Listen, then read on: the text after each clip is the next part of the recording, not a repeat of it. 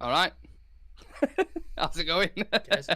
Hello, everyone. Welcome back to Real Red Stock, your favourite football fan channel dedicated to Manchester United. This is your preview for the game against Crystal Palace at Old Trafford in the Premier League. We're heading into a very, very, very busy schedule. And it starts with the bogey team tomorrow, 3 o'clock kickoff. I'm delighted to be joined by the Irish Maverick. I can't speak. Well, whiskey's hitting me already. Only had a swig. Yeah, the Irish Maverick, Adam Gray. How are you, sir? I'm doing good, and hopefully I'll be flying high tomorrow evening with the 3 points that we pick up. Good answer. Sam, how are you, mate? Yeah, good. Oh, sorry, I can hear Nick's voice there because I'm just checking the stream as well. It's not a bad thing. Yeah, all good. Looking forward to this game tomorrow.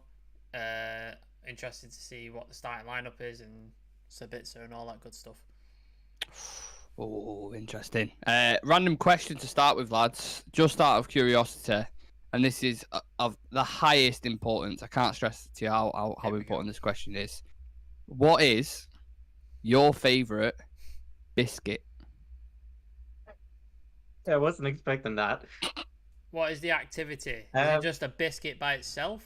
Or are we having it with a cup biscuit. of tea? We're not dunking. No, no Okay. dunking. We're just talking straight up biscuit, straight from the packet. What is your favourite biscuit? This is vital importance. I have to stress it. Straight from the packet, bourbon. But for dunking in a tea, a ginger biscuit is. I thought you were just gonna say a ginger there. Yeah, random ginger person. You just like yeah. Just don't give me tea. Yeah. No, dunking ginger people in his. No, ginger biscuit in your tea is like it's very good because you get the tea and then you get the sharpness of the ginger biscuit at the same time. It's a nice little. Oh, he's a connoisseur, and I would trust Sam on that, on his opinion, because when it comes to tea, he drinks more than anyone on the planet. I can reassure you that. Yeah. Adam, favourite biscuit? It's a weird one because it kind of divides opinion. Is it a biscuit or is it a cake? Say Jaffa cake, isn't it? You know, you're gonna open up a can of fucking worms. Why have you done this, I have Adam? to say, why have you done I'm this? not having Jaffa cake, because I think it's Jaffa cake. It's a cake texture. Also, do you know how you tell the difference? When a biscuit goes off, it goes like soft, doesn't it? It's like it crumbles in your hand. A cake goes rock solid. What happens to a Jaffa cake? It goes rock solid. It's a cake. Yeah. I mean, if it's called Jaffa biscuit, you might have a bit more of an argument, but Jaffa cake, it's I don't know. What about a cookie? Does a cookie? Yeah. you can have a cookie all day long. Yeah. What type of cookie though? Maryland? Are you talking Domino's cookies? Are you talking like what kind? You know what I actually like? I really like Marks and Spencer's ones. If you try that. Oh, he's such a Tory. He's a Tory bastard. I've never tasted it. And then they bought that tenner a biscuit. I don't think I've ever had them. I bet they're nice. Did you do a credit rating on the way into M&S to buy that shit? Just look at your credit rating and go, nah, mate, fuck off. Get a cookie on finance. Tory Man United. Yeah. Oh my God! Stop the show right now. Stop it. All right, we've had a favourite biscuits. I'm going to throw mine in the mix. I hope not. We'll have to speak after this on camera, off camera. Sorry. I like a chocolate hobnob. I'm a big fan of a chocolate hobnob. Solid choice. Yeah, big fan of them. So yeah, get your comments in. What your favourite biscuit is? Super important. So I'm sure it's probably what you wasn't expecting at the start of the stream, but there we have it. You got to switch it up sometimes. Now, not long ago, we was playing Crystal Palace at Selhurst Park, lads, in the same time period since that game. They've only played once, whereas we've had 4. So they're going to be fresh. They're going to be ready for this, and they're going to be up for it. And just in case anyone was wondering, there will be a live watch along for this game tomorrow. So make sure you turn on that notification bell, because we'll be live an hour before kickoff for team news, live on TikTok and YouTube, 2 o'clock. So come and join us for that, and smash a like on the video and subscribe to the channel. Yeah, we always start the warm-ups with a bit of a preview. Start the previews off with a warm-up. All over the place tonight. The whole thing's a preview. Yeah, I'm allowed a night off. It's all right. The whole thing's a mess. Right, we've had some big fixtures against Palace in the past years gone by. One noticeable one was the FA Cup final back in 2016. Can you name all 3 goal scorers and the red card?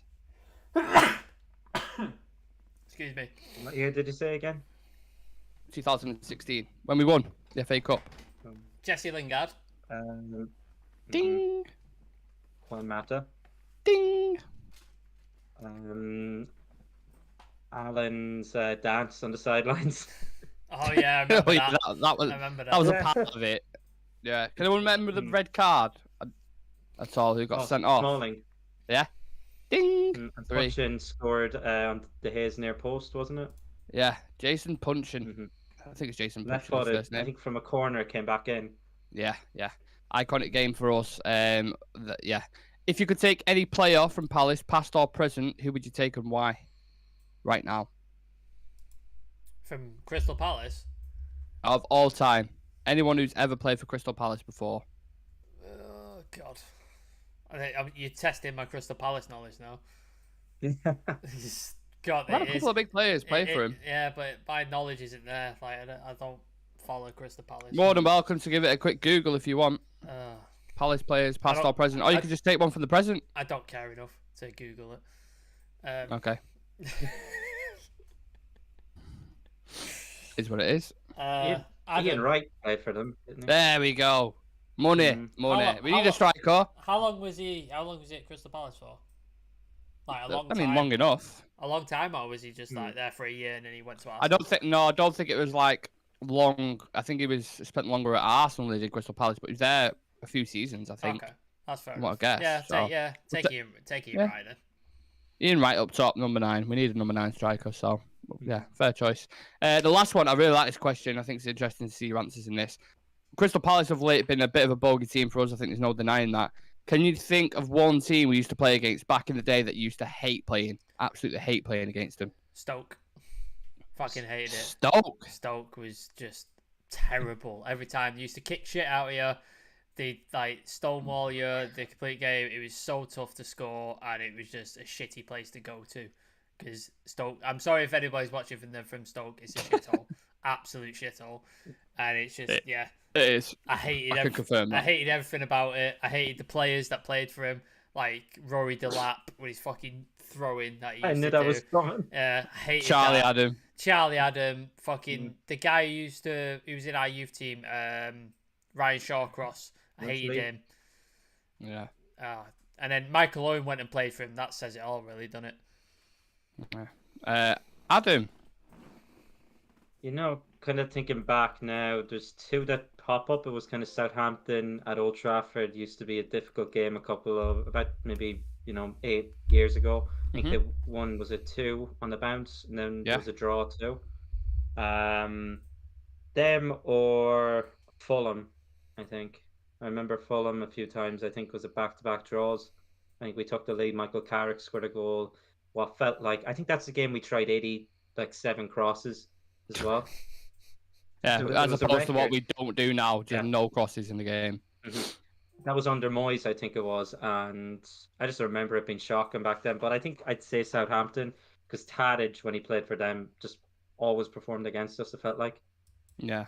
Mine was, I know it's not, they're a big team, but I used to hate playing against Mourinho's Chelsea. We used to go there and play against them, like, you'd have to grind absolutely everything, because physically they was better than you. It was all quality technically as well, and it'd always be a bit of a dirty game. Like, you'd always struggle going there, so.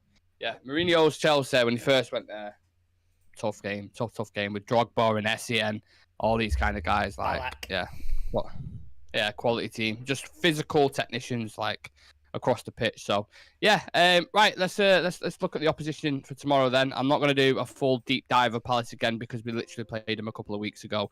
But they haven't won in 5 games, so they're still in bad form at the minute. We know as well as anybody the danger that they can provide. They can hurt anyone on the given day, especially away from home. On the counter-attack, dangerous as fuck with the players that they've got.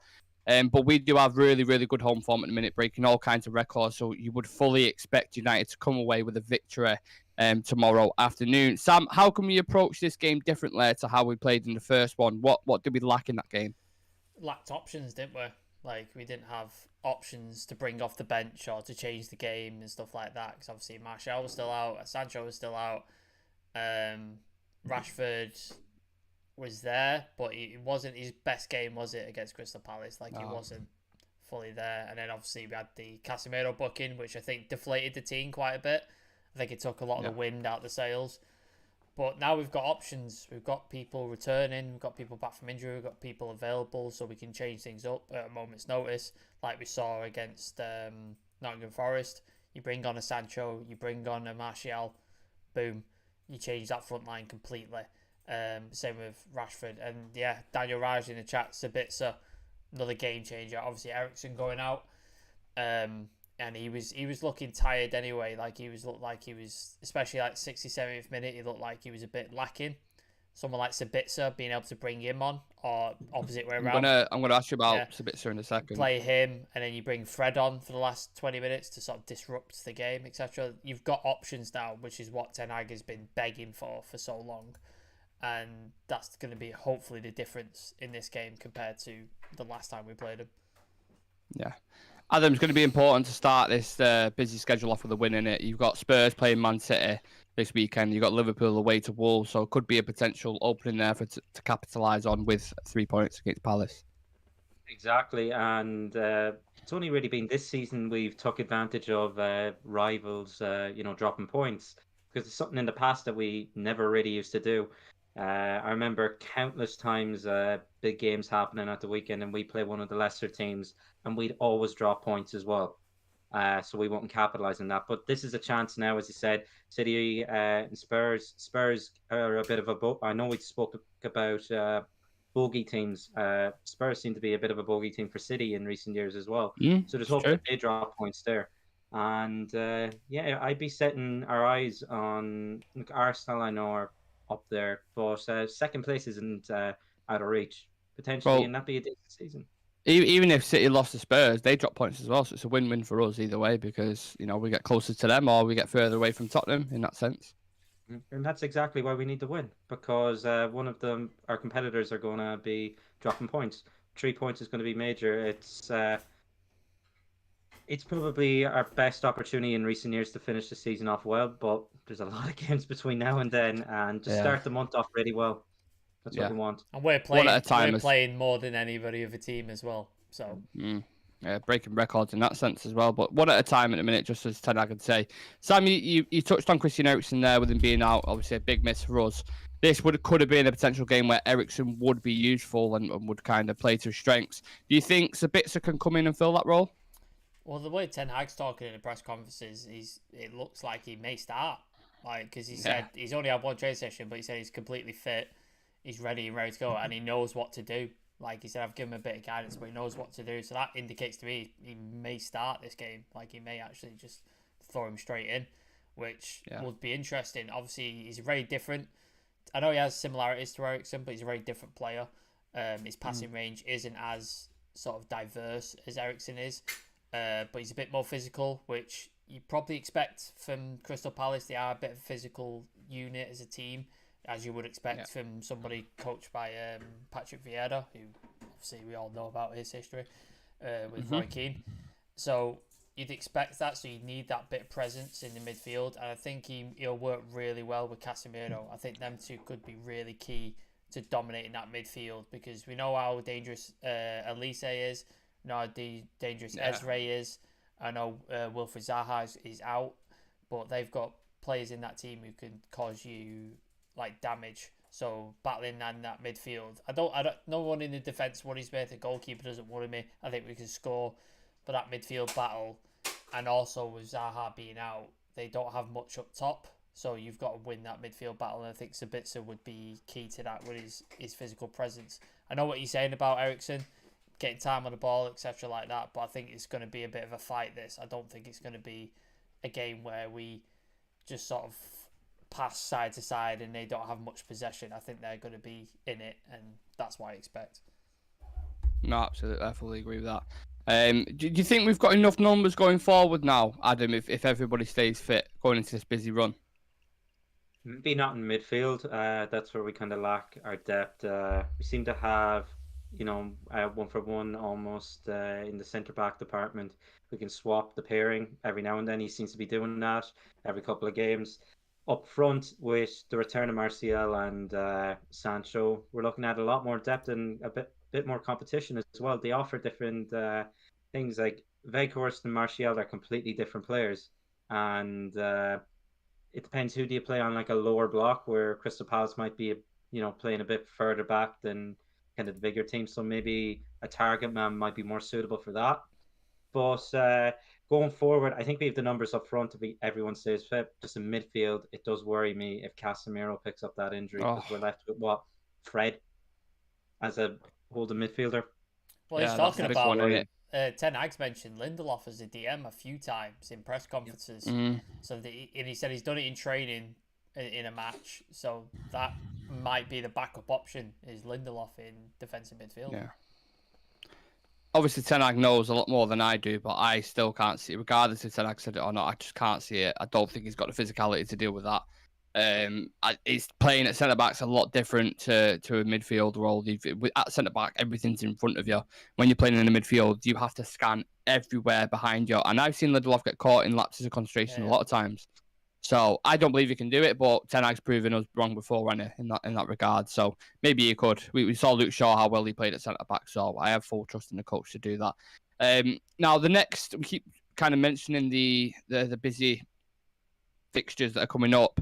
The next 5 league games that we play: Palace tomorrow, Leeds on the 8th at home, Leeds on the 12th away, Leicester on the 19th, and then Liverpool at Anfield on the 5th of March. How many points do you think we'll get from them games?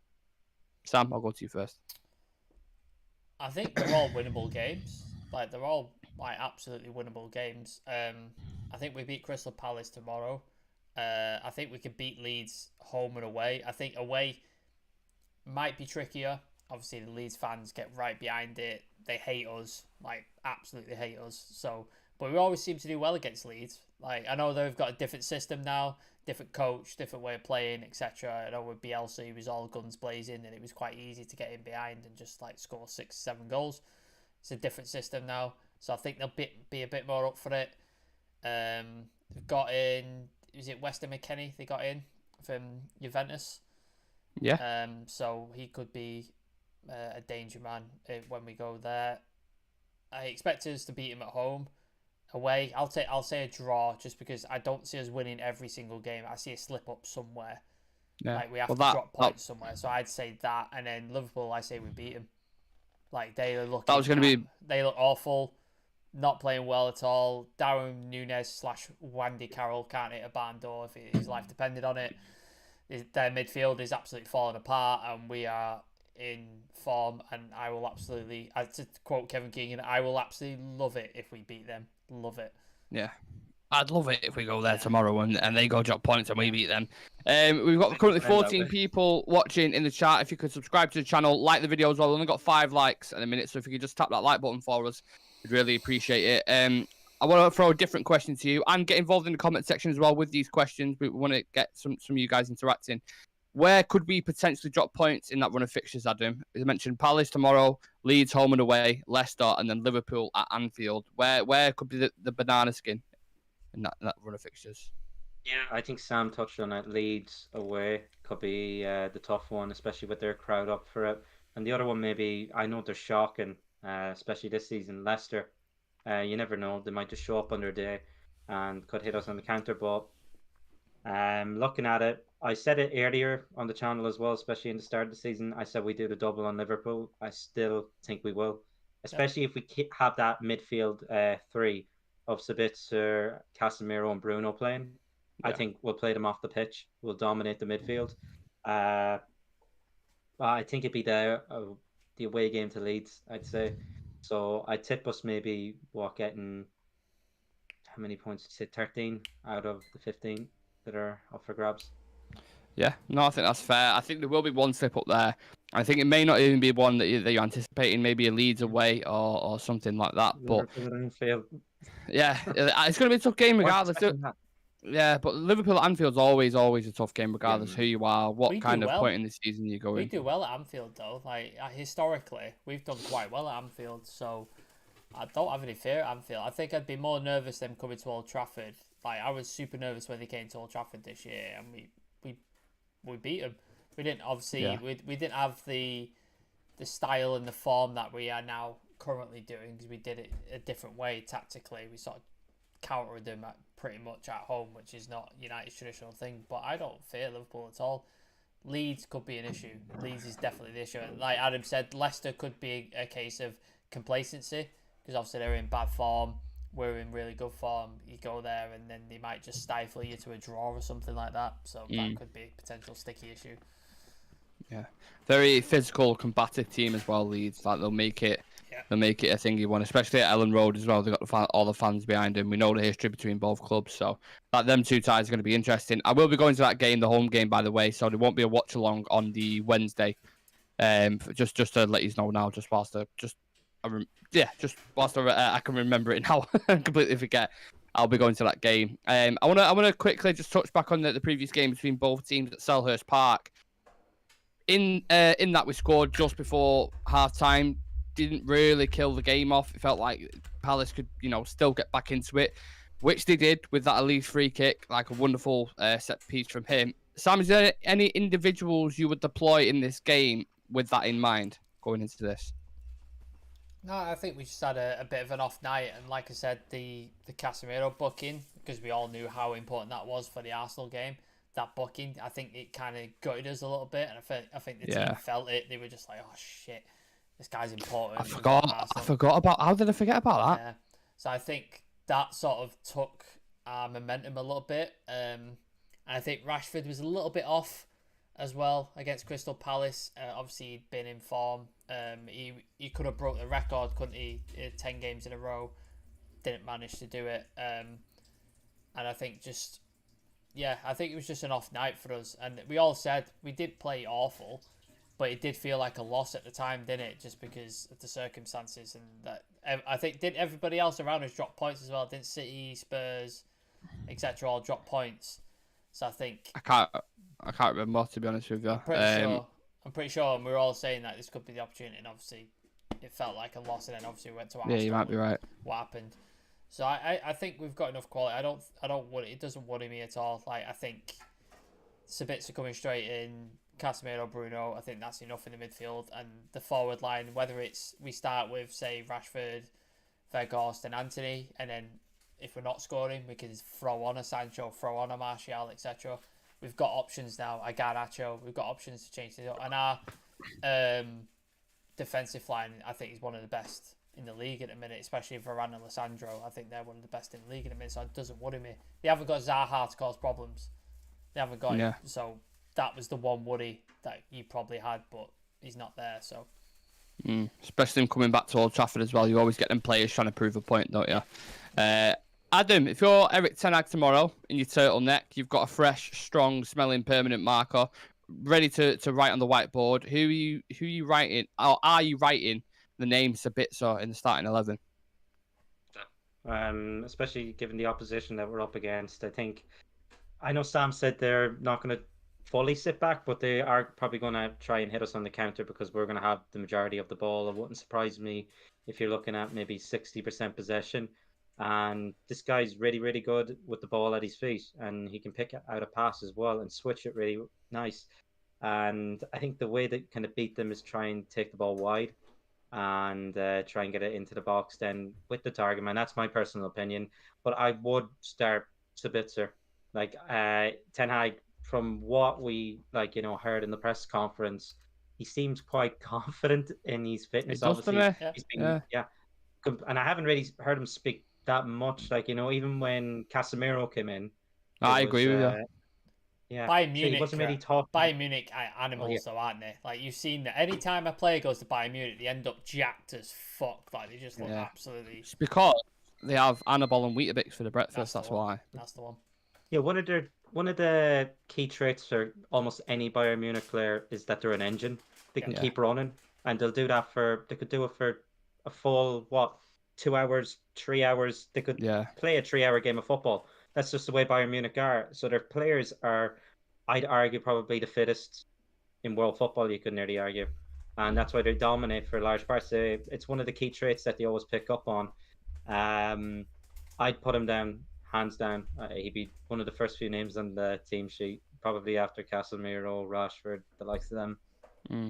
And knowing this kind of character, you know for a fact he'll be up for it, innit? You know he'll just be like ready to play because he hasn't been playing that much for Bayern.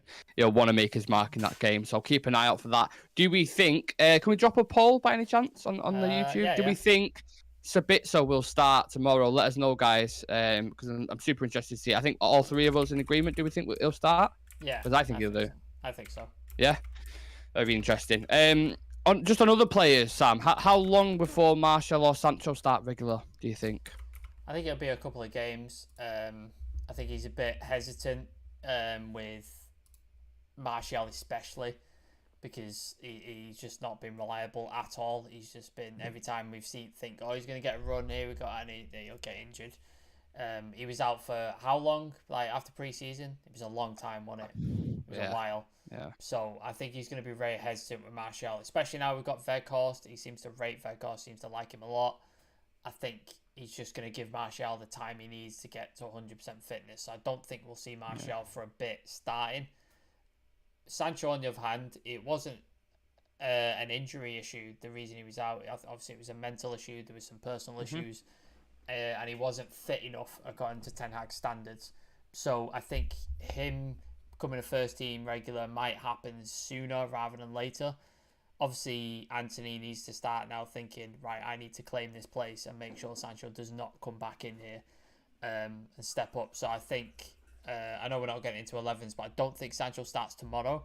But I think in the next couple of games, you might see something, especially playing Leeds twice in the short space of time. You might see it there. We've got Barcelona back-to-back, so you might see him in one of those games, etc. So there's a lot of games that come in just every 3 days, so you're going to see some sort of rotation, I feel. Martial is the question mark. He's the one where we're like, when do we bring him in? And if we do bring him in, how long does he last before he gets injured again? That's the worry. Yeah, it's interesting, isn't it? Adam, what about you? How do you see the landscape of the attackers kind of winding up? Or do you not think it really matters due to the amount of games that there is? We can afford to rotate in them positions. It's as I said earlier, it's one of the few positions of the pitch that we have a bit of squad depth now, given that everyone's back. The performances of certain players I know have been, questionable, but have improved in recent kind of games. Anthony's one of those few players. I thought recently he's played a bit better. Yep. So I don't think he's warranted enough right now to get dropped for this game. Yeah. But looking at the midweek fixtures, you might see a bit more of Martial and Sancho. Right now, I think Jadon will probably be on the bench for tomorrow. It's just nice to have options in it. I know Eriksen's out till April, Donny till the end of the season, and McTominay for a couple of weeks, we suspect, with a muscle injury. But apart from that, everyone else is fit and ready to go. And is Dalot back?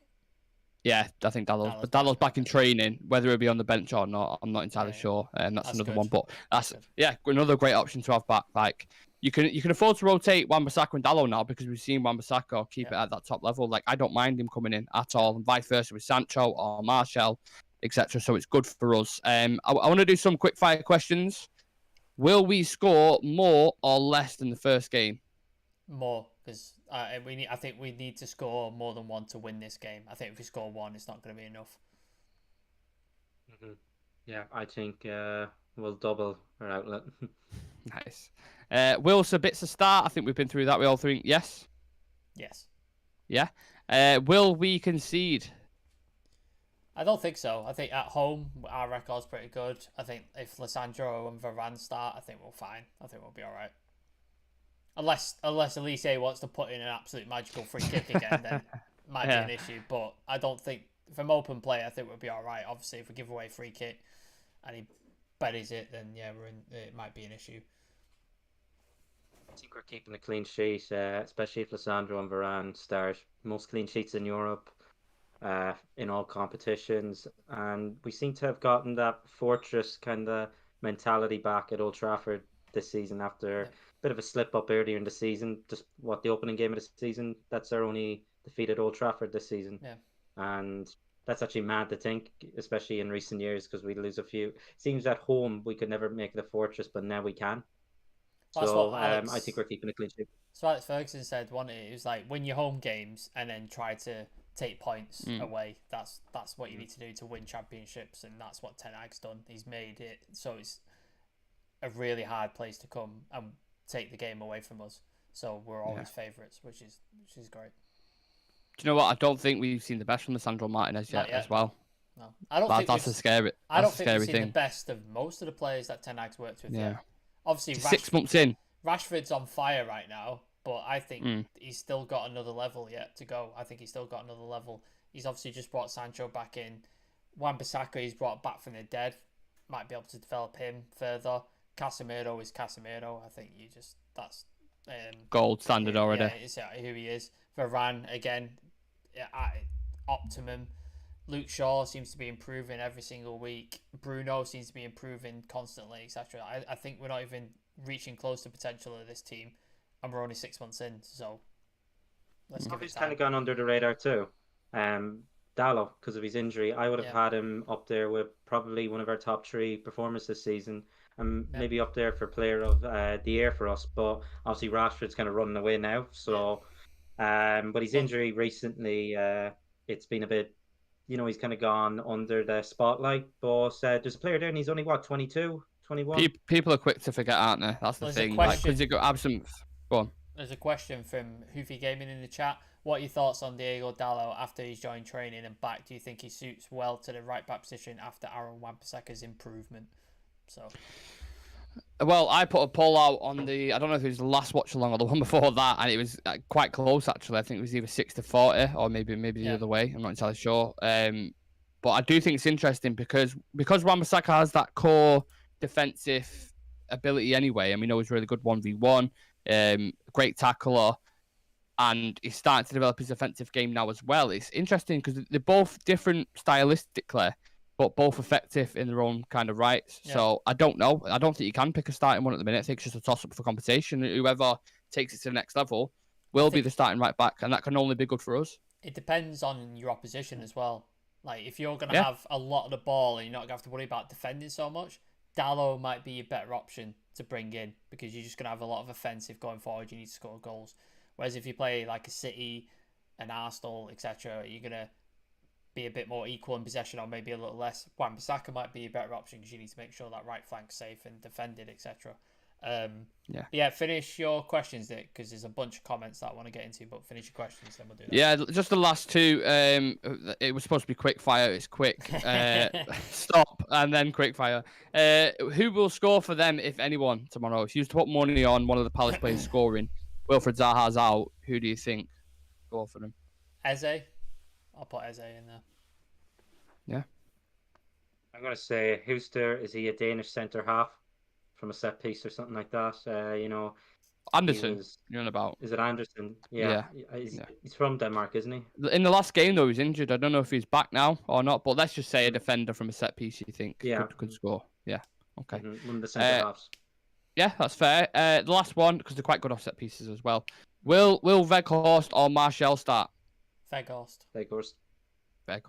Okay. Yeah, Sam, do you want to jump into them comments and then we'll do predict 11s afterwards? Thank you for all the comments. Appreciate it. Everything. One firm, Vincent Bullock. He ain't dumping me or Paul Scholes in tea. We'll have him laughing out loud. Yeah. I assume that's the ginger comment that I made earlier. Yeah. It just clicked. Clicked in my head. Tadmore McGlashan. First thing, bless up the Real Reds. Win tomorrow. Yeah, exactly, mate. Vincent Bullock saying Ian Wright as well for the selection. Dan Rice, Sabitzer straight into the team. Would have been great if we got Sabitzer with a buy option. Yeah, but you never know. They've got stacked midfield. You never know what might happen in the summer. You might think, I like it here. We need midfield depth.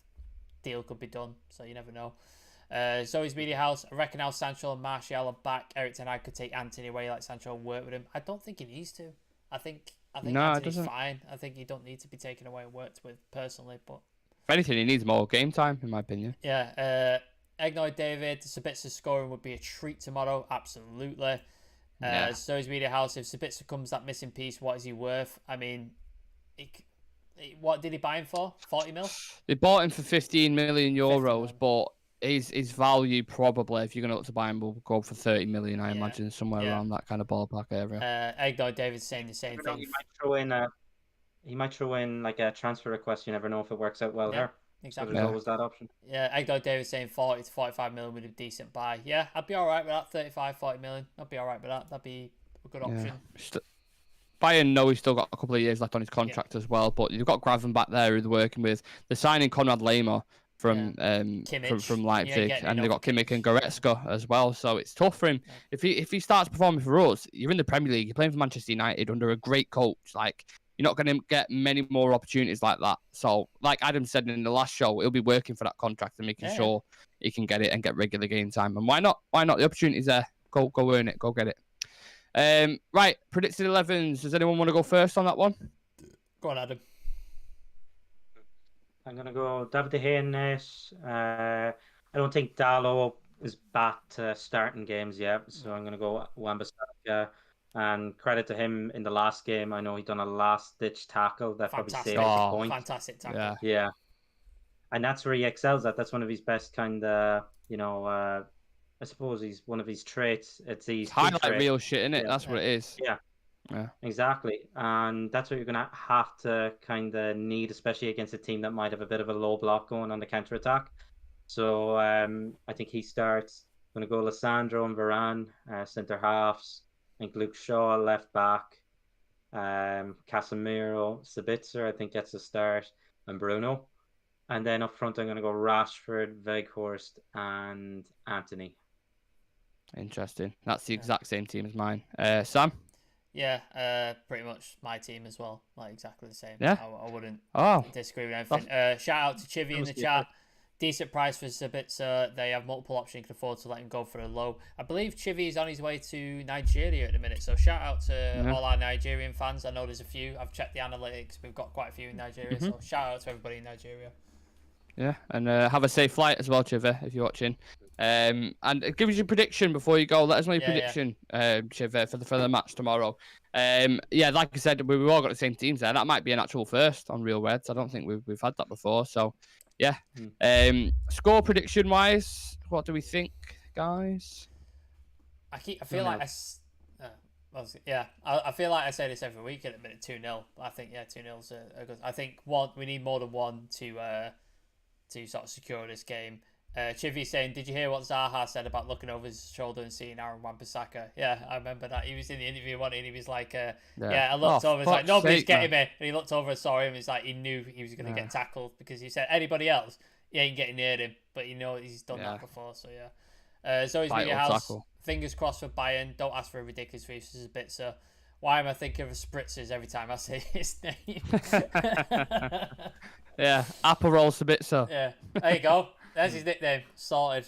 Yeah. Get a fucking t-shirt made. I'm still waiting for that chant, by the way. Yeah. Still waiting for that chant. Something to rhyme with Austria. We've got the Vidic chant. He comes from Serbia. He'll fucking murder you. No man, yeah. We need one for Sabitzer. Whoa. He comes from Austria. I'll leave it to the comments. I've just had a merch idea for Sabitzer as well. So, yeah. Okay. I'm going to design that when I get off here. Let us know. You both said 2-0, correct? Yeah. We score predictions. I'm going to go 2-1. I think they get a goal. And I think it'll be something like Adam said, like I think from a set piece or the back of someone's arse or a penalty. But I do think we'll win 2-0. I think Rashford and Bruno Fernandes will score for us. So hopefully any of us are right. I'll say Big Veg scores. And then let Anthony ping one in, cut on his left and ping it. It's a good shout. Zoe's Media's House saying 3-0. He wants revenge for the shit game a couple of weeks ago. Yeah, demands. That's what he was touching on today, Adam. Demands. He said, I demand him to win this one. So you would expect a better performance, and then maybe your score prediction will come to fruition. Did you say your goal scorers? Oh, yeah. I'm probably going to go, I think Rashford gets one, and then later on, Weghorst gets taken off, and Martial comes on, and we get one on the counter then. Chivy 70th minute. Chivy be very happy with that. Everyone's got great shouts there, in fairness. I think any of them potential situations could happen. A win for Manchester United tomorrow. And that concludes the preview, guys. Thank you for tuning in. Please click that subscribe button and smash a like on the video if you think we're going to win tomorrow afternoon. Make sure you follow us on social media, Instagram, TikTok, and Twitter for regular updates and clips from the show. And as stated before, I'll be live an hour before kickoff on YouTube and TikTok. So make sure you join me and we can go through the team together. 2 o'clock. Come and join us. Thank you for coming on, lads. Do you have any final thoughts before we head off? Blazers out. I don't like the news stories that we've seen recently about the minority stake. I don't like that. So yeah, it's not great, is it? Please just fuck off out of our club. Like, just let Jim Radcliffe buy the club or anybody else and just fuck off. Like, honest to God. I don't like that news. Really don't like it. Adam, any final words from yourself? Start the month off for the busy schedule that we have coming up. Started with a win and get the 3 points. Hopefully we'll have a lot of love this month in terms of results. It's the month of love, so let's get that going. Yeah. The month of love. What a perfect way to end it. What a perfect way to end it. Yeah. Red. This is red. Red for love. Red for love. Red for love. See you in a bit, guys. Take care of yourselves. Peace.